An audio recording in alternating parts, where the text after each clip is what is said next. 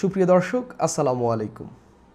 ২৩৭টি আসনে বিএনপি আগামী নির্বাচনের জন্য তাদের প্রার্থী বাছাই করেছে। আরও ২৩টি আসনে তারা তাদের প্রার্থী দেবে, অর্থাৎ মোট ২৬০টি আসনে দলীয় প্রার্থী দেবে বিএনপি। বাকি ৪০টি আসন তারা তাদের জোট সঙ্গীদের জন্য বা শরিক যারা রয়েছে তাদের জন্য তারা খালি রাখবে, সেখানে তাদের শরিক দলের প্রার্থীরা আসবেন। বিএনপির কেন্দ্রীয় নেতাদের অনেকেই বাদ পড়েছেন, সংখ্যাটা একেবারে কম না। তবে আমি ১৪ জনের একটা তালিকা করেছি যাদেরকে আসলে বিএনপি মনোনয়ন দেয়নি এবং তাদেরকে কেন বাহিরে রেখেছে এর কারণ খোঁজার চেষ্টা করব।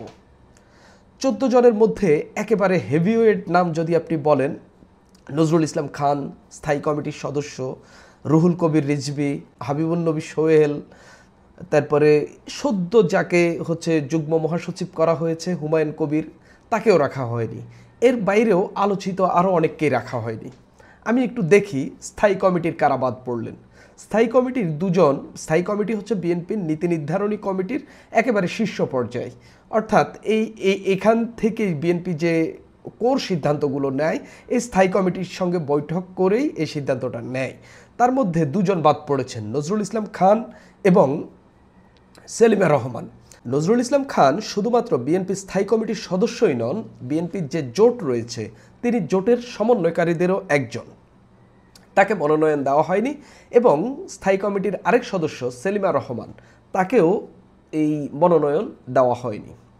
এই দুজনকে মনোনয়ন না দেওয়ার ক্ষেত্রে অন্যতম কারণ হিসেবে আমি যেটা দেখি, তাদের দুজনেরই বয়স এবং অনেকটাই বয়োবৃদ্ধ হয়ে গেছেন। যদি এর চেয়ে বয়সীদেরও নির্বাচনে রাখা হয়েছে, কিন্তু তাদের সব দিক বিবেচনা করে এবং স্থায়ী কমিটির হয়তো দুই একজন নেতাকে একটু ফ্রি রাখার জন্য বিএনপি হয়তো এই সিদ্ধান্তটা নিয়েছেন, কিংবা তারাও হয়তো অপারগতা দেখিয়েছেন কিনা, কিংবা তারা মনোনয়ন নিতে চাননি কিনা, সেটা নিয়েও একটা আলোচনা রয়েছে। অর্থাৎ এই দুজনকে বয়স এবং তাদের দলীয় ভূমিকার জন্য, হয়তো দলীয় ভূমিকা বলতে হয়তো তাদেরকে স্থায়ী কমিটির এই দুজন ব্যক্তিকে গুরুত্বপূর্ণ মনে করেছে, যাদেরকে নির্বাচনকালীন যে বিভিন্ন দৌড়াদৌড়ি করার জন্য, সরকারের সঙ্গে কমিউনিকেট করার জন্য, নির্বাচন কমিশনের সঙ্গে কমিউনিকেট করার জন্য, নানান কিছুর জন্য লাগতে পারে, তার জন্য হয়তো তাদেরকে ফ্রি রাখা হয়েছে। রুহুল কবির রিজভী, মনে রাখা দরকার, রুহুল কবির রিজভী ২০১৮ সালের নির্বাচনেও অংশ নেননি। তিনি নির্বাচনে খুব একটা অংশ নেন না। তিনি দলের দাপ্তরিক কার্যক্রম সামলান, তিনি দলের সিনিয়র যুগ্ম মহাসচিব। নির্বাচন নিয়ে তার খুব একটা আগ্রহ নেই, দলের এই দাপ্তরিক কাজটা করতে পারলেই তিনি খুশি এবং তিনি সারাদিন ওই যে পার্টি অফিসে, অর্থাৎ বিএনপির যে কার্যালয় পল্টনের অফিসে তিনি সারাদিন থাকেন, সেখানেই থাকেন। তার নির্বাচন নিয়ে তার এক ধরনের অনাগ্রহ রয়েছে। আমরা ২০১৮ সালের নির্বাচনেও তাকে দেখেছি, তিনি বলেছেন, আমি আসলে তাকে অনুরোধ করা সত্ত্বেও তিনি আসলে নির্বাচনে পার্টিসিপেট করেননি। এবারও ঠিক এর ব্যতিক্রম ঘটেনি বলে আমার মনে হয়। তিনি দাপ্তরিক কাজেই মনোনিবেশ করেছেন এবং সেদিকে থাকতে চাচ্ছেন বলেই তিনি আসলে এই নির্বাচনে অংশগ্রহণ করেননি। তিনি নিজে স্বেচ্ছায় হয়তোবা এই সিদ্ধান্তটা নিয়েছেন, দল থেকে হয়তো তাকে বলা হয়েছিল। তার জন্মস্থান তার বাড়ি কুড়িগ্রাম, তিনি বগুড়ায় বড় হয়েছেন, তিনি ওইসব এলাকায় এর আগে নির্বাচন করেননি। একজন গুরুত্বপূর্ণ নেতা এবং বিএনপির খুবই জনপ্রিয় একজন নেতা। আওয়ামী লীগের আমলে তিনি ব্যাপক কারা নির্যাতিত একজন নেতা এবং বিএনপির নেতাকর্মীদেরকে ভেতরে তার ব্যাপক জনপ্রিয়তা রয়েছে। যুগ্ম মহাসচিব হাবিবুন নবী সোহেল, তাকে মনোনয়ন না দেওয়া নিয়ে আসলে এক ধরনের প্রশ্ন তৈরি হয়েছে। তবে জানা দরকার, এই নেতা, বিএনপির এই নেতা ২০১৮ সালের নির্বাচনেও স্বেচ্ছায় অংশগ্রহণ করেননি। দল থেকে তাকে বলার পরেও তিনি আসলে স্বেচ্ছায় নির্বাচনে অংশগ্রহণ করেননি। আমি মনে করি না যে তারেক রহমান কিংবা খালেদা জিয়া বা বিএনপির সর্বোচ্চ পর্যায়ে হাবিবুন নবী সোহেলের প্রতি এমন কোনো বিরাগ ভাজন হয়ে আছেন যার কারণে তাকে মনোনয়ন দেবে না, এটা আমি মনে করি না। তাকেও গুরুত্বপূর্ণ, হয়তো অন্য জায়গায় গুরুত্বপূর্ণ মনে করেছে বিধায় হয়তো তাকে নির্বাচনের এই জঞ্জাট থেকে মুক্ত করে রাখা হয়েছে, বা তিনি ফ্রি থাকতে চেয়েছেন যাতে তিনি নির্বাচনকালে যখন প্রার্থীরা এলাকায় এলাকায় দৌড়াবেন তারা যেন দলীয় অন্যান্য কাজ করতে পারেন, সেই দিকের জন্য হয়তো তিনি কাজ করবেন বলে হয়তো তাকে প্রার্থী করা হয়নি, বা তিনি প্রার্থী হতেও চাননি, এরকমও হইতে পারে। হুমায়ুন কবির, একেবারে রিসেন্টলি তাকে যুগ্ম মহাসচিব করা হয়েছে। বিএনপি তার উপর খুবই খুশি। তাকে মনোনয়ন না দেওয়া বা হচ্ছে তাকে প্রার্থী না করাটা একটা আলোচনার জন্ম দিয়েছে। তবে তাকেও আমি মনে করি বিএনপি ওই যে দাপ্তরিক বা অন্যান্য নির্বাচনকালীন অন্যান্য কাজে গুরুত্বপূর্ণ মনে করেছে বিদায় হয়তো তাকে রাখেনি বা তিনি হয়তো প্রার্থী হতে চাননি। চেয়ারপারসনের উপদেষ্টা আব্দুস সালাম এই জায়গায় এসে একটা খটকা বা হচ্ছে ওই কারণগুলো এখানে মনে হয় না। কেননা আপনার মনে রাখতে হবে আওয়ামী লীগের পতনের আগে বিএনপির অনেক নেতার পদ পরিবর্তন করা হয়েছে। তারা যারা কিছুটা ইনঅ্যাক্টিভ তাদের অনেককেই ভাইস চেয়ারম্যান পদ থেকে বা অন্যান্য কেন্দ্রীয় পদ থেকে এনে উপদেষ্টা করে দেওয়া হয়েছে। উপদেষ্টা অনেকটা ইনঅ্যাক্টিভ একটা পদ, খুব বেশি কাজ নেই। খালেদা জিয়াকে উপদেশ দেওয়ার মতো তেমন কিছু নাই। অর্থাৎ চেয়ারপারসনের উপদেশটা এটা এক ধরনের অলংকার একটা পজিশন। এটা হচ্ছে অনেককেই মানে ডিমোশন দিয়ে নিচে নামিয়ে এই পদটি দেওয়া হয়। আব্দুস সালাম তাদেরই একজন। আব্দুস সালাম যখন শেখ হাসিনার পতন ঘটে এরপরে আমি দেখলাম মোহাম্মদপুর এলাকা অর্থাৎ ঢাকা 13 আসনে ব্যাপক পরিমাণ দৌড়ঝাঁপ করেছেন তার নেতাকর্মীরা, এইসব এলাকায় মিছিল মিটিং করেছেন। যতটুকু জানতে পেরেছি ঢাকা 13 আসনে মামুনুল হককে, মাওলানা মামুনুল হককে হয়তো প্রার্থী বা জোটের শরিক হিসেবে বা শরিক হিসেবে মামুনুল হককে হয়তো বিএনপি এই আসনটি ছাড় দিতে পারে।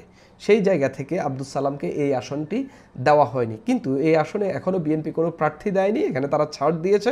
হয়তো বা মামুনুল হকের জন্য এই আসনটি ছাড়া হইতে পারে। তবে বিএনপি বলেছে 23টি আসনের বিষয়ে এখনও তারা সিদ্ধান্ত নেননি। সেই জায়গাটি হয়তো ঢাকা 13 আসনও হইতে পারে। এই জায়গায় হয়তো শেষ মুহূর্তে তারা, যেহেতু এখনও অনেক সময় রয়েছে, নির্বাচনের বাকি এখনও তফসিল ঘোষণা হয়নি, প্রার্থী নির্ধারণের সময় এখনও বহু দেরি আছে। বিএনপি আগেভাগে এই তালিকা প্রকাশ করেছে। অর্থাৎ 23 আসনের যে কোনো একটিতে আব্দুস সালাম ঢুকে যেতে পারেন। মোয়াজ্জেম হোসেন আলাল ইনিও বিএনপির চেয়ারপারসনের উপদেষ্টা। ইনিও আগে ভাইস চেয়ারম্যান ছিলেন শেখ হাসিনার পতনের আগে, যখন আন্দোলনে অনেক নেতাই যখন ইনঅ্যাক্টিভ হয়ে গেছিলেন, জয়নাল আবদিন ফারুক, মোয়াজ্জেম হোসেন আলাল, আব্দুস সালাম, এদেরকে ওই ভাইস চেয়ারম্যানের পদ থেকে এনে উপদেষ্টা পরিষদের সদস্য করে দেওয়া হয়, অর্থাৎ চেয়ারপারসনের উপদেষ্টা করে ফেলা হয়, অর্থাৎ তার পদের ডিমোশন হয়েছে। তবে একটা জিনিস জানা দরকার, মোয়াজ্জেম হোসেন আলাল 2018 সালের নির্বাচনে স্বেচ্ছায় অংশগ্রহণ করেননি। তিনি বরিশালের ক্যান্ডিডেট। হয়তোবা এখনও 23টি আসনে বিএনপি প্রার্থী দিতে পারবে, হয়তো সেখানে তিনি ঢুকে যেতে পারেন, কিংবা হয়তো তিনি স্বেচ্ছায় নেননি, অথবা বরিশাল যেহেতু সিটি কর্পোরেশন সেখানকার মেয়র হওয়ারও হয়তো তিনি চেষ্টা চালাইতে পারেন। আমি শিওর না। তবে আব্দুস সালাম এবং মোয়াজ্জেম হোসেন আলালকে না দেওয়াটা আসলে প্রশ্ন থেকেই যাচ্ছে যে বিএনপি কেন্দ্রীয়ভাবে বা কেন্দ্রীয় নেতৃত্ব কি তাদের উপর অন্য কোনো কারণে কি অখুশি কিনা, সেই প্রশ্নটিও এখানে আসছে। আরেকজন হচ্ছে আমিনুর রশিদ ইয়াসিনের নাম। তাকে আসলে তার জনপ্রিয়তা নিয়ে প্রশ্ন রয়েছে। দলটির ভাইস চেয়ারম্যান আসাদুজ্জামান রিপনও নেই প্রার্থী তালিকায়। তাকে দিয়ে আসলে দল কি ভাবছে সেটা আমি অবগত নই। তিনি আসলে কি করবেন বা তাকে নিয়ে বিএনপি আসলে কি ভাবছে, হয়তো বা এখনো যেহেতু 23টি আসনে যেহেতু বিএনপি প্রার্থী দিতে পারে, হয়তো সেই ভাবনার জায়গা থেকে হয়তো তাকে একটু পরে হয়তো যুক্ত করবেন, কিংবা কোনো আসনে যদি কোনো প্রার্থীর নিয়ে অভিযোগ করে কয়েকজন নেতাকে যাতে রিজার্ভে রাখা, যে হচ্ছে সেই সব আসনে বা কোনো কারণে যদি বাদ পড়তে হয় সেই সব আসনে যেন এইসব প্রার্থীকে রিজার্ভে থাকা প্রার্থীদেরকে ঢুকিয়ে দেওয়া যায়, সেই চেষ্টাও হইতে পারে। এবার আসি, বিএনপির প্রার্থী হওয়ার আলোচনায় ছিলেন রুমিন ফারহানা। তবে রুমিন ফারহানা যে আসন থেকে নির্বাচন করার কথা হচ্ছিল, ব্রাহ্মণবাড়িয়া 2 অর্থাৎ সরাইল তার যে আসন, সেই আসনটি বিএনপি খালি রেখেছে। বিএনপি বলেছে 23টি আসনে তারা সিদ্ধান্ত নেয়নি, হয়তো বা রুমিন ফারহানা শেষ মুহূর্তে যুক্ত হতে পারে। তবে আমি মনে করি ব্রাহ্মণবাড়িয়ায় বিএনপি এত আহামরি কোনো নেতাকে দলীয় মনোনয়ন দেয়নি যে রুমিন ফারহানাকে বাদ রাখতে হবে, বা ব্রাহ্মণবাড়িয়াতে বিএনপির শরিক এমন কেউ নেই গুরুত্বপূর্ণ যার জন্য রুমিন ফারহানার আসনটি ছাড় দিতে হবে। আমার কাছে কেন জানি মনে হচ্ছে রুমিন ফারহানার প্রতি বিএনপি কিছুটা বিরাগভাজন।